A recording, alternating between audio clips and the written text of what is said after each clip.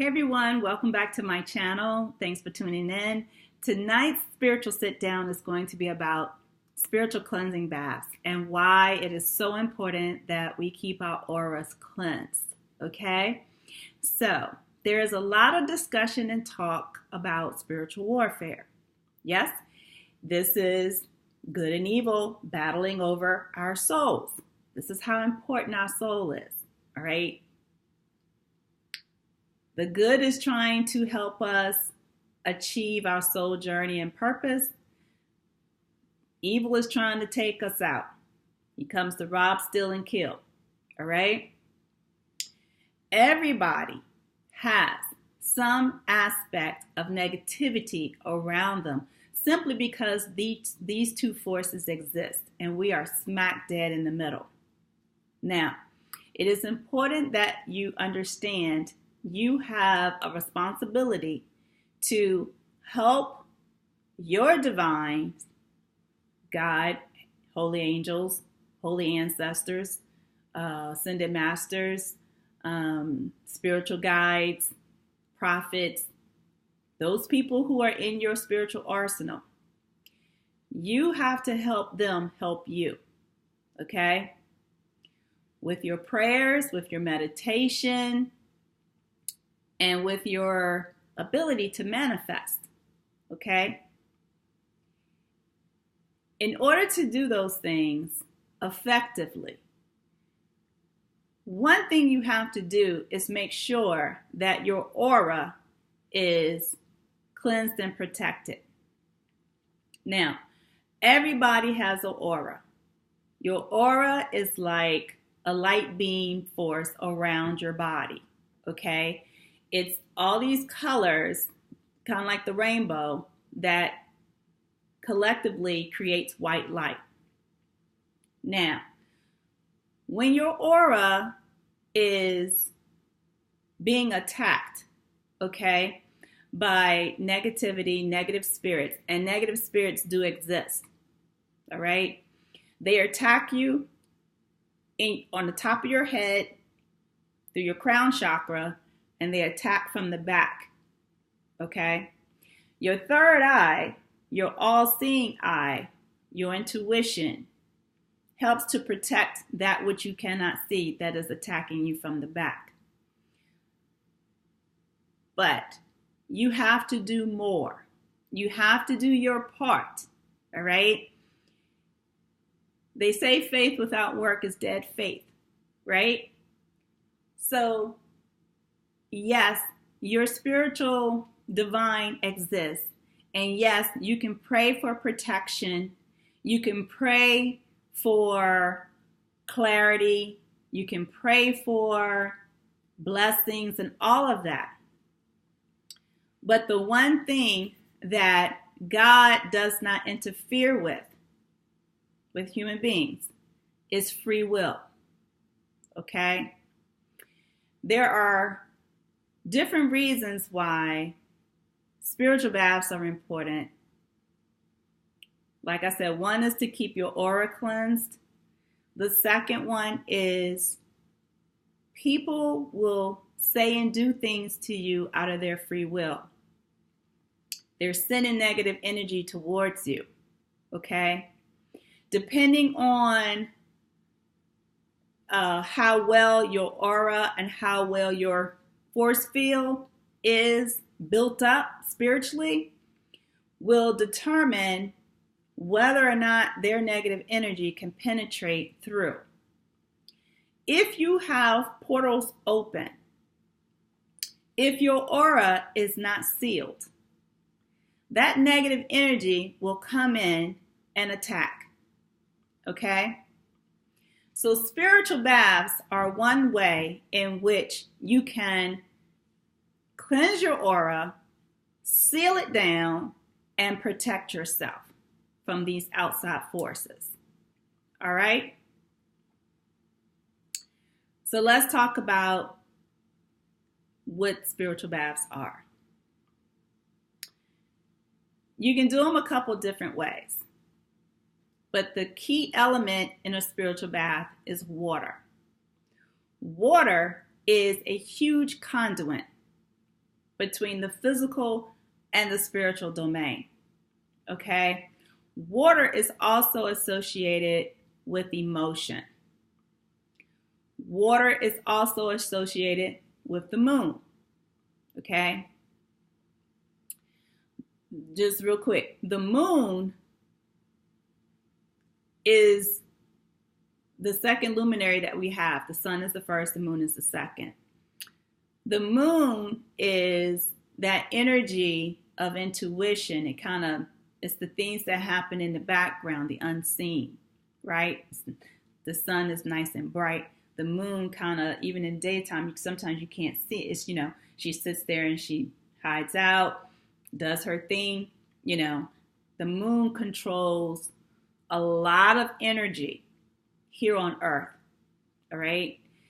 It's a very powerful element. Just think of it, how the moon controls the ocean tides all around this world. It's how we get high and low tides. When the moon comes in close at night, you're going to get high tide. When it goes away, you're going to get low tides. The 28-day cycle of the moon is what also controls women's 28-day menstrual cycles, okay? The moon is a very powerful luminary element that we have, that God gives us to work with. So the moon and water is connected to a spiritual bath, because depending on what cycle the moon is in is when you should conduct your spiritual baths, okay? Now, there are certain ways that negative energy and negative spirits will attack human beings. Most times it's through your crown chakra, okay, or through the back of your neck. Your third eye, your all-seeing eye, your intuition helps to protect that which you cannot see. That's why the third eye is extremely important, to keep your third eye chakra balanced, all your chakras really. But your third eye is your intuition, okay? Or your all-seeing eye of that which you can't see. So it's important to keep this all cleansed. Your whole aura needs to be cleansed and, like I said, locked down and sealed, okay? Empaths and light workers. It's important for these individuals to do spiritual baths because they are on that higher level of the vibrational pyramid, okay? They have ascended up. And when you ascend up, you become light and bright, okay? Which means you're going to attract things to you. Like a moth to a flame, you're that flame, okay? So empaths and light workers, it's important that you cleanse yourself because you attract positive spirits as well as negative spirits. Basically, things are coming in to share or to steal your life energy force. So it's important that, again, you cleanse it, you seal it, and you lock it down. It's also important in spiritual baths, like once you do the baths to remove negative energy off of you, it is also important to restore the good energy. That's how you seal it, okay? So the removal cleanses. When you restore, it seals it, okay? So these are some of the things that you can do for a spiritual bath. And depends on what your preference is as to how you can go about, accomplishing this. Some people like to take spiritual baths with the ingredients in the tub and they, submerge themselves in the water. Some people like to mix the ingredients into a big bowl, bucket, or what have you, and then they pour it over themselves. The objective is to get it all over you from your head to your feet, under your feet, actually. Okay, so Submerging is good, but if you like to pour it over you, that's fine. Just make sure it gets everywhere. Okay? All right. So some people like to take a shower before they do a spiritual bath. You like get all the daily muck off of you and then begin your spiritual bath. Okay? Some people just like to just get in the water in the spiritual bath, just straight in, because they feel like it's pulling everything out. Your preference. But the first thing you want to do is to remove the negative energy, negative spirits from around you and your aura. To do that, there are certain things that you should use. And this is a very basic spiritual bath. Okay, this is just something you can do once a week because you should cleanse yourself. Trust me, everybody is like a magnet. Okay, you can just walk into the grocery store, and depending on what's happening with your aura and your chakras, you can attract something just because you're out of balance and you're not cleansed. All right, not even intentionally meaning to. All right, you could be having a great day. You could be feeling pretty good, but if things aren't where they need to be, you can pick up some energy. All right, that's not yours. So just to make sure that you are functioning within your own energy, within your own soul, and that you're not experiencing somebody else's energy or something else's energy. Okay, this is why spiritual baths are so important. So to remove negative energy and spirits, one of the key things you need to use is Himalayan sea salt. Okay, it's the pink salt that is mined in the Himalayas. Now, you can even cook with it. This is my cooking salt, but it's the same thing. Okay, this is Himalayan pink sea salt. See how, I don't know if you can tell it's pink. It's not the white table salt. This salt has, I think, 84 minerals. Yes. Our bodies have 120 minerals in it. The Himalayan pink sea salt has 84 of those 120 minerals. Okay. So it's important. Or is it 102? I don't know. Y'all can go check that out. But anyway, it has the vast majority of the minerals that our body needs.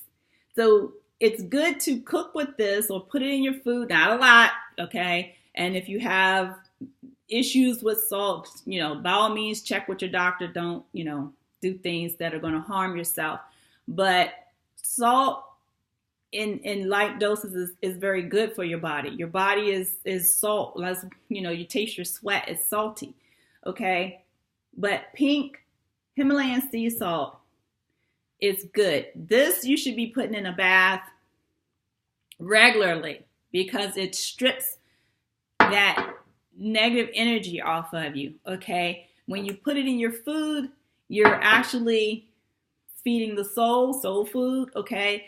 That's you're getting it inside to assist your soul and cleanse your soul and your insides as well. The second thing that is really important to remove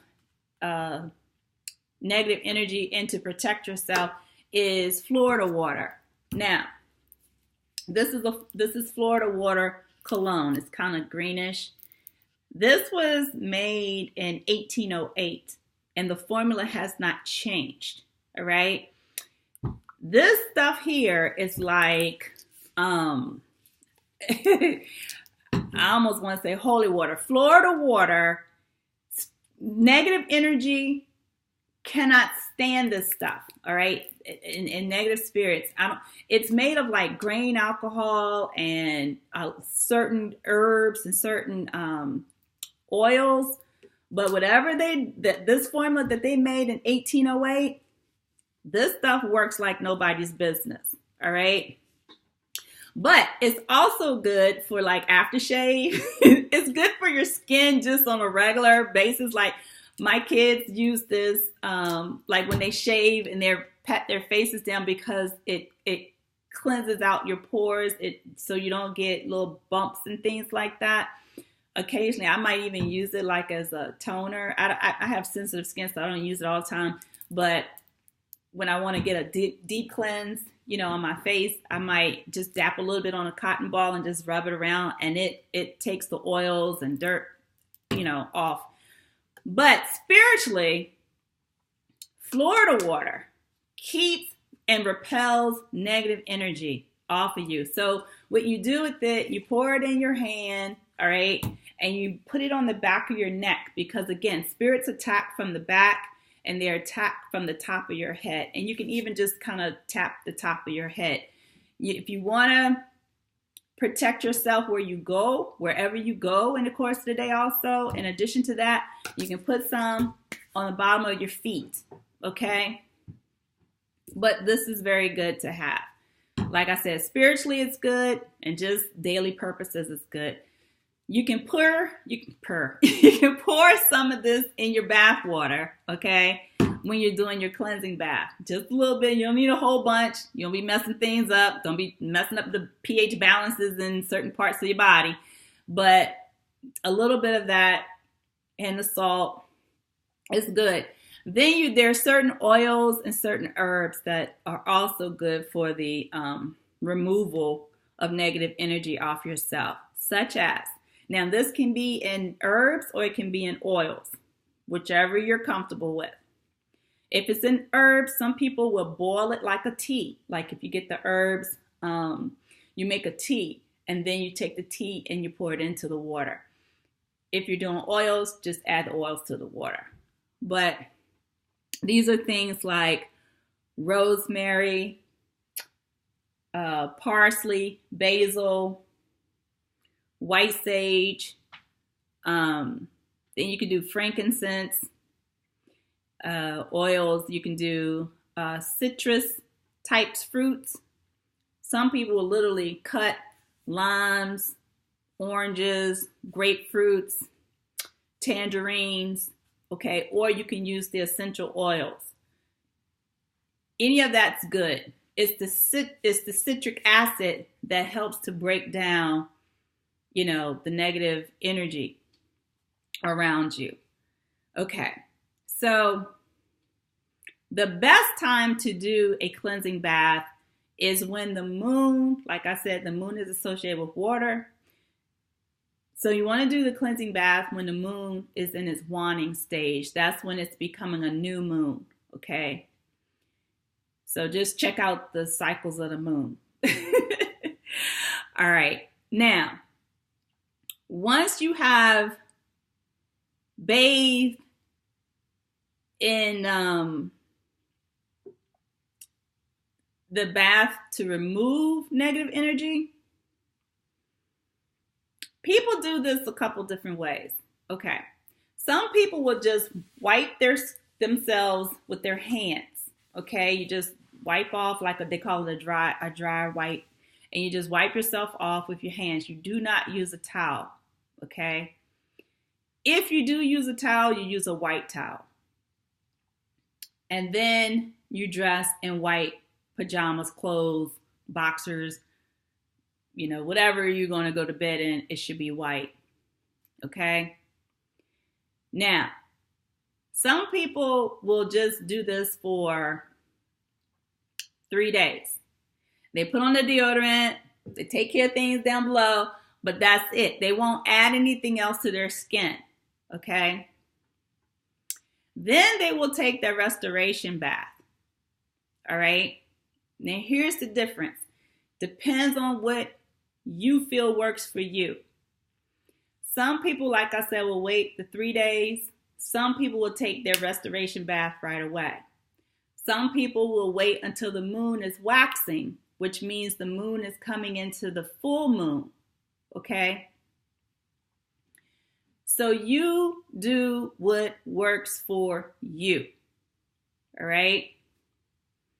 Now, the reason why I say that is because people's energies are different, and you have to know how you feel. Like I told you before, you don't always see with your eyes, and you have to see with your solar plexus. You have to feel this, what's working for you and how you can connect with your spiritual arsenal and what messages you're getting as to when to do these things that is going to best work in your spiritual cycles. Okay? So, you decide what's best. Now, to restore, because once you strip your aura down, you have to restore it and build it back up and protect it. If you go without restoring your aura and locking it, sealing it down, you're going to leave your portals, you're going to leave everything wide open for attacks. And that is what you don't want. Okay? So, to restore the goodness, the positive energy around your aura, you need to take a second bath. Okay? Now, in this restoration bath, again, you can do it a couple different ways. You can put it in a big bowl, mix all the ingredients up, pour that into the water. You can put it in a big bowl, mix it all up, pour it over your head again. Okay? But these are the things, or some of the things that can go into a restoration bath. Goat's milk. If you don't have goat's milk or get goat's milk, cow's milk or almond milk. Okay, that's the base. You add honey, you add jasmine, and again, whether your herbs are boiled or whether you just add them in or whether you use oils, it's all up to you. But jasmine, rose petals, it can be real rose petals or it can be the rose petal oil, essential oil. Okay, lavender, chamomile, and I did say